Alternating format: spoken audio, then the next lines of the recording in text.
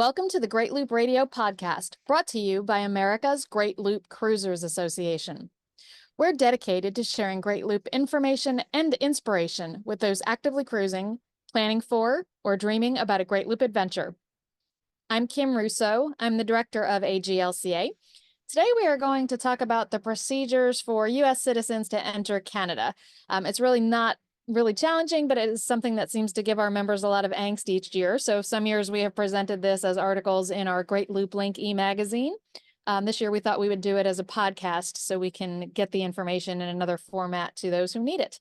So as we do frequently when we've got information to disseminate, Karen Nettles from the Home Port Crew will join me to try and make this more conversational than just a one-way presentation. Before I bring in Karen, though, I do want to take a moment to recognize and thank our Admiral sponsors who support AGLCA at the highest level. They are Curtis Stokes and Associates, Great Loop Yacht Sales, Passage Maker Trawler Fest, Skipper Bob Publications, and Waterway Guide Media. As always, we encourage our listeners to support these businesses that support the Great Loop. And with the sponsor recognition out of the way, I'd like to welcome Karen Nettles back to the Great Loop Radio podcast. Karen, thanks for being with me today. We probably could have reversed this one. You probably could have been asking, I probably could have been asking you the questions because you actually wrote our article on this topic for last year's Great Loop Link newsletter, correct? I did.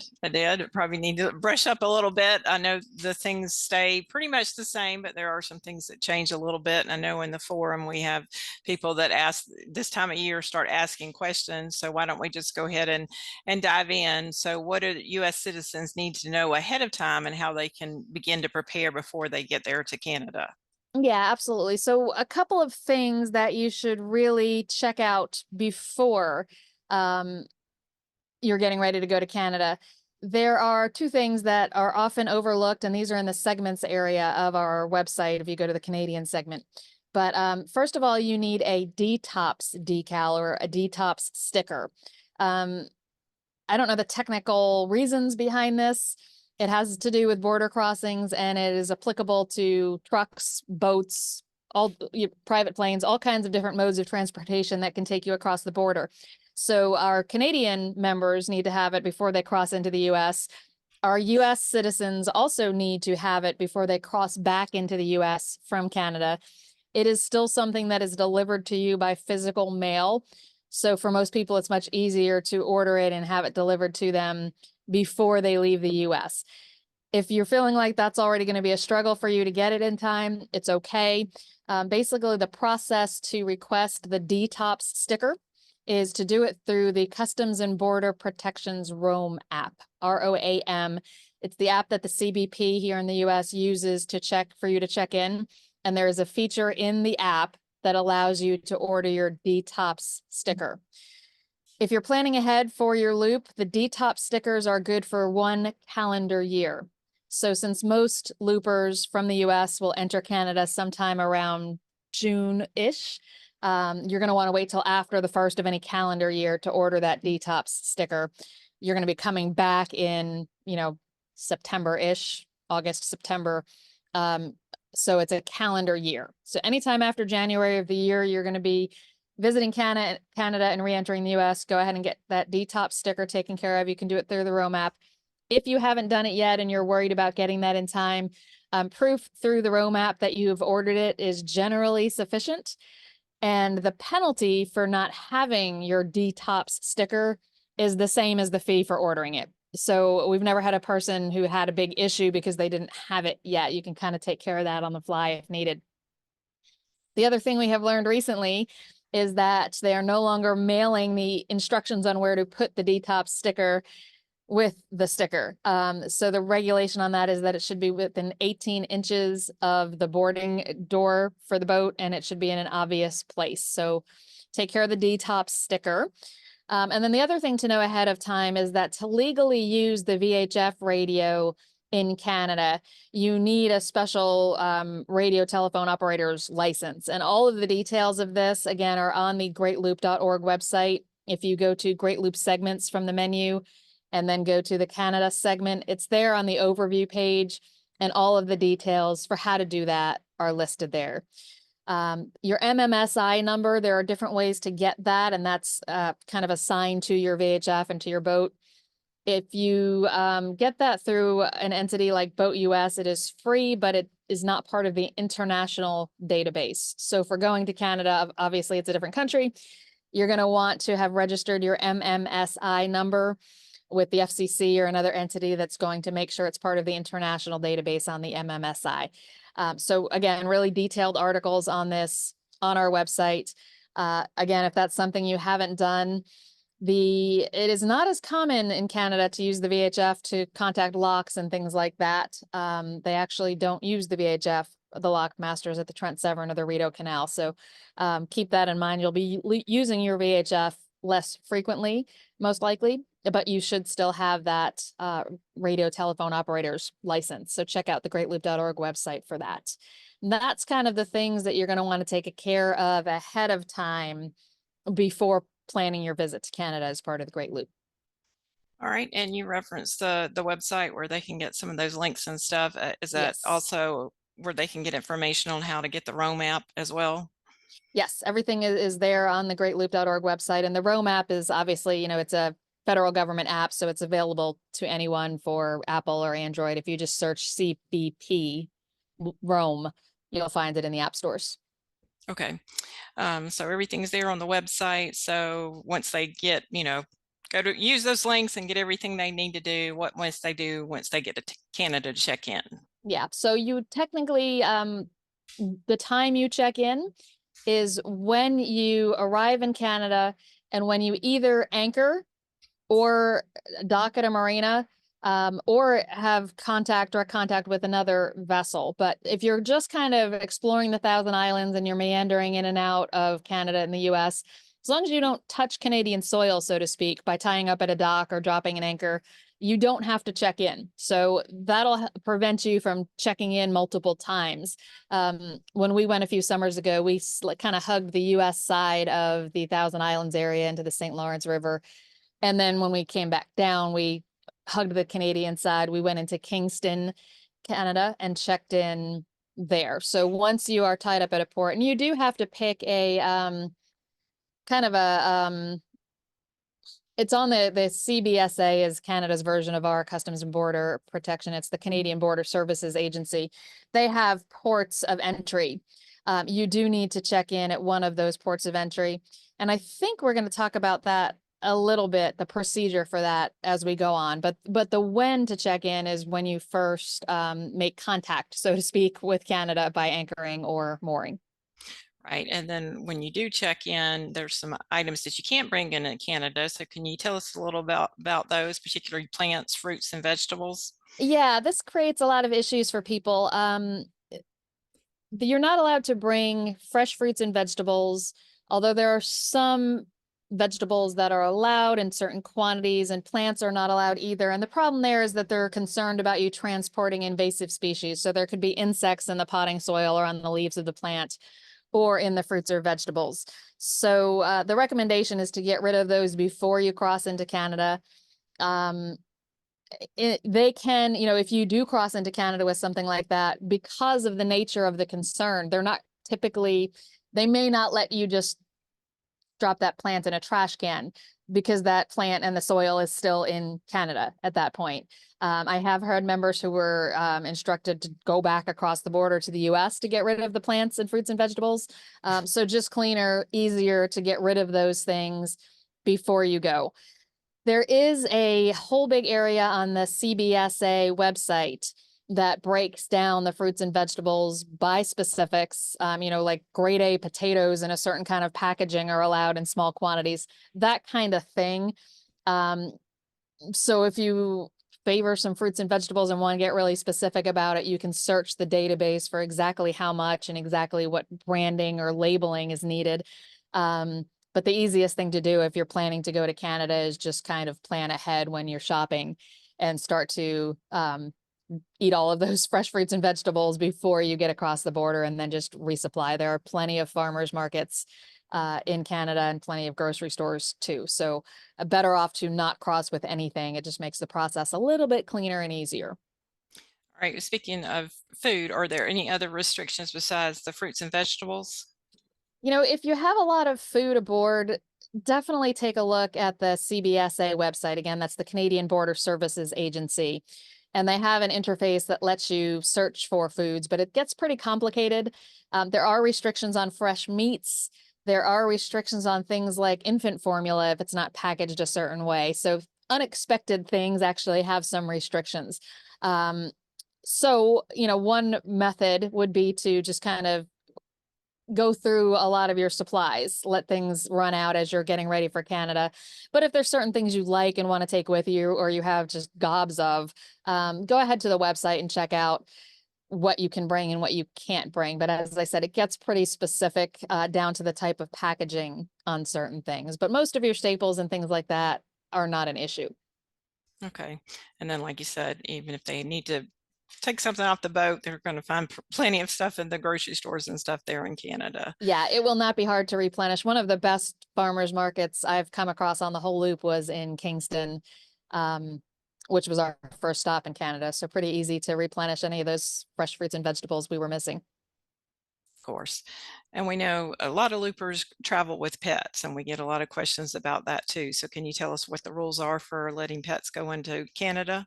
Yeah, and the rules are it's pretty easy, easier than taking your pet to the Bahamas. So for Canada, you need a rabies proof of a rabies vaccination, and for dogs, they just want to make sure that the animal looks healthy. So really, not a whole lot you have to do there.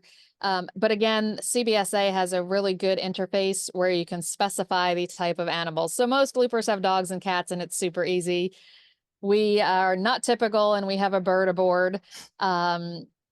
There are special parameters for birds, and actually it was going to be more of a challenge whether the bird could come back to the US after she had been out of the US than it would have been to get her into Canada. So out of an abundance of caution, because Michael certainly was not going to leave Margot behind in Canada Yeah. if we brought her over, she did not come to Canada with us. And the Perch and Michael have been to Canada twice, two separate trips, and Margot stayed in the US for both of those. But the application I'm talking about on the CBSA website lets you, drop down menu, pick your type of pet. So even if you have something that's super exotic, you can find out what you'll need to do. But for dogs and cats, it's extremely simple, and it really boils down to, does the animal appear healthy and does it have a rabies shot? Okay. And now on to some of the hot topics. We know that people are wanting to know, can they bring their liquor in? So what are the rules for bringing liquor into Canada? Yeah, and that's always the big question. Loopers do enjoy their docktails for sure. By the letter of the law, you can bring in small quantities that are for personal consumption. There's a personal use exemption, basically. What that amounts to is about two standard size bottles of wine, so two 750 milliliters bottles of wine, or one standard size liquor bottle, which is about 40 ounces, or about 24 cans or bottles of beer. So that's not all of those things. That's an or. So either the wine or the liquor or the beer. And that is the amount for the personal use exemption. We did not find wine is the thing we purchased the most, but we did not find wine to be more expensive in the Canadian liquor stores than it was in the US. Some people find it to be a lot more expensive. I think because the exchange rate is currently in our favor, it kind of works itself out there with the liquor. So the recommendation is to let that supply dwindle as well as you get closer to the border, and then just replenish in Canada. This is not about, they're not going to throw you in Canada liquor jail if you bring too much in. It's mostly about taxation, and they're trying to make sure that you're A, not importing it to sell it, and B, that, perhaps you owe some tax on it if you are bringing too much into the country. So that's what it's more about. So don't get too hung up on it. But those are the amounts. Often when you are being kind of interviewed by the CBSA agent about entry, they will ask you how much liquor you have. And in almost all cases, I have heard of very few exceptions to this. If you say you have just enough for personal consumption, it usually ends there. But that said, the regulations do give those amounts that I mentioned. And if they choose to question you further, or if they choose to board and do an inspection, if you have more than that, you could end up owing some money to them for that. So that's kind of the deal with liquor. It's really not a big deal. A lot gets made of it, but it's a pretty easy process. So I know a lot of people are probably giving a great sigh of relief that they can bring their liquor in. But we know another hot topic are weapons. So can you give us a little information about that and whether people can bring weapons in if they choose to do so? Yeah, and the simple answer to that is no. You cannot bring weapons into Canada. I have heard that there are some exemptions for like hunting type rifles and things like that, but you have to plan eons ahead for that, and it's not a certain. There's a permitting process, from what I understand, to go through that. So our strong recommendation is not to attempt to bring your firearm into Canada. It is not allowed, but everyone do your own due diligence. I am not an expert on Canada firearms law, so like I said, there may be some exemptions for certain types of weapons. I think you'll have to figure that out on your own. Our recommendation is that it is not simple to legally bring a firearm into Canada, so we just recommend that you leave them at home. It makes the process easier.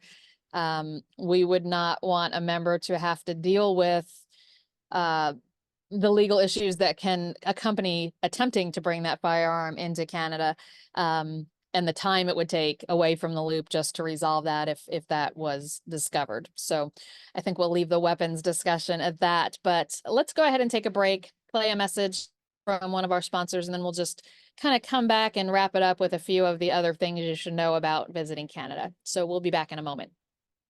Port of Orillia in Ontario, Canada is at the center of your Canadian boat or fun and the place you want to stop between the Trent and Severn waterway system to provision or simply enjoy this sunshine city where the weatherman is most often wrong.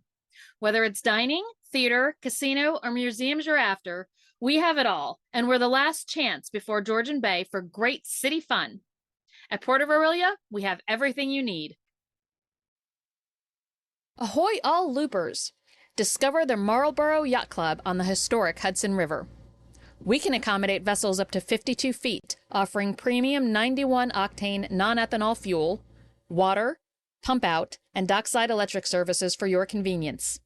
Experience our top-notch clubhouse with commercial-grade kitchen, Scallywags Bar, all while enjoying the sights and sounds inside and out at the Marlborough Yacht Club. Savor the breathtaking views from our terrace and pavilion with barbecue stations and fireside pit. Unwind by our swimming pool and patio for those sun-drenched days at the club. Explore the Marlborough Yacht Club at marlboroughyachtclubny.org or email us at info@marlboroughyachtclubny.org. See you this season. We are back on the Great Loop Radio podcast. Karen Nettles and I from the Home Port Crew are chatting today about what U.S. citizens need to know about visiting Canada as part of the Great Loop. So what's next, Karen? Where did we leave off? Well, we went through, you kind of gave us some of the do's and don'ts of things you can and cannot take into Canada and what to look for with that. And we did reference earlier about checking in, but can you give us a little more information about the actual procedure for checking into Canada? Yeah, absolutely. So as I said, you need to tie up at an approved border entry point. Most of the marinas in the popular routes from the U.S. into Canada, both on the Lake Ontario side as well as the Lake Huron side, they're typically ports of entry. So Kingston is one, Trenton is one, I believe Gananoque is one, and those are frequent areas that members from the U.S. are checking into Canada. You very simply tie up at the marina. You use your own phone to call the 800 number that is published on the CBSA website, and you go through the process of checking in. It is very much like crossing a border by car, if you've ever driven across the U.S.-Canadian border, or checking in through customs if you're coming through an airport. You may be asked questions about what you have to declare. You may be asked about the amount and any types of fruits and vegetables and plants, all the things that we just went through that are regulations, they may ask you about. They, of course, are going to want your passport numbers, the boat's documentation information.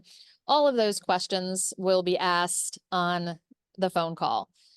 At that point, you will either be cleared into Canada and you will be given a clearance number that you should write down and post in the window of your boat. I've seen some things that say, no, you don't actually have to post that. I've never been able to get confirmation about whether or not you actually have to post it in your window. So my theory on that is, why not do it? Right. If you can avoid trouble by having it. And the border agents do walk the docks. So having the number right up there is telling them that you've done the process. So why not do it? But there is no specific like size of the lettering or anything like that that I've ever seen.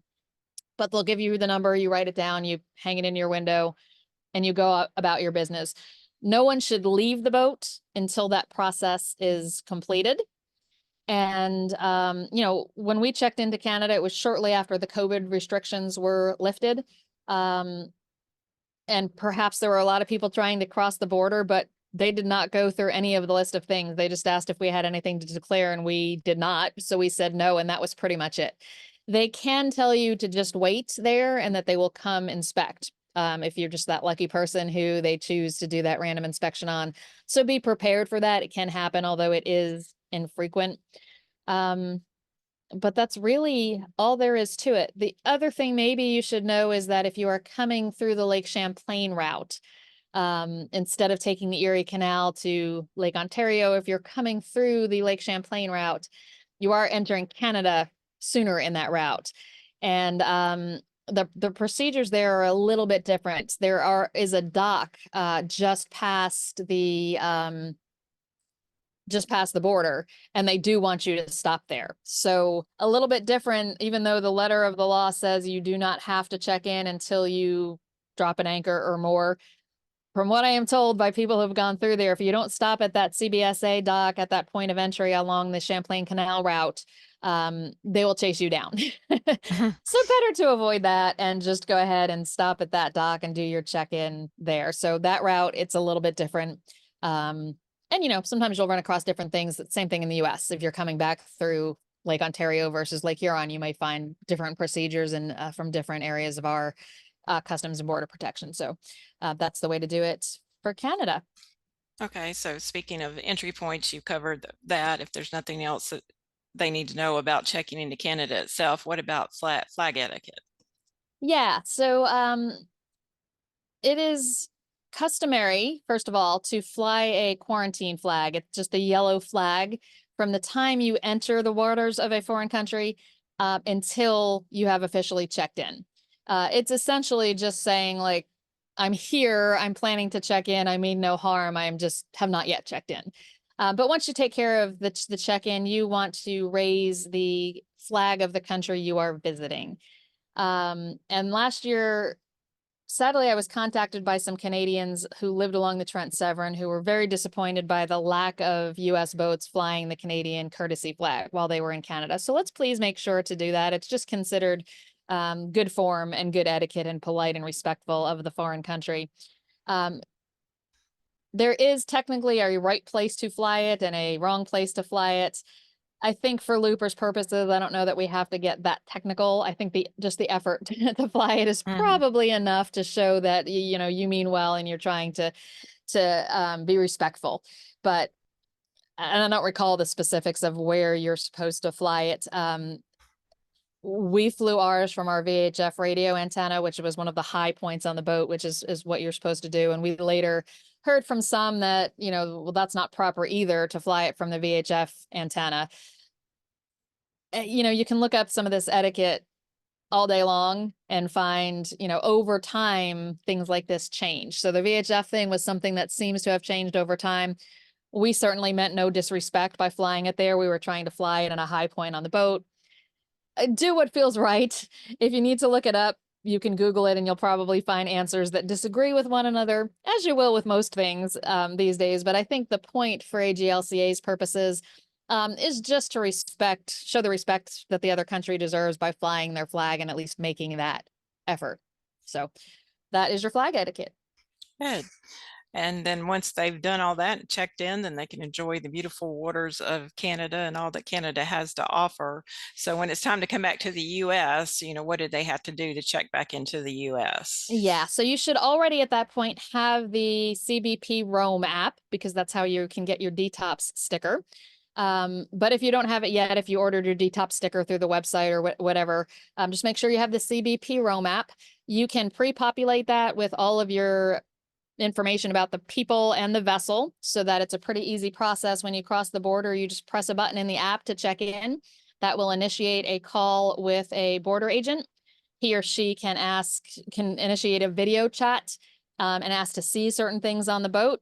And typically they'll just clear you in that way. If they choose to board you, they may have you go to a specific dock. It's usually not far from the location where you are at that point.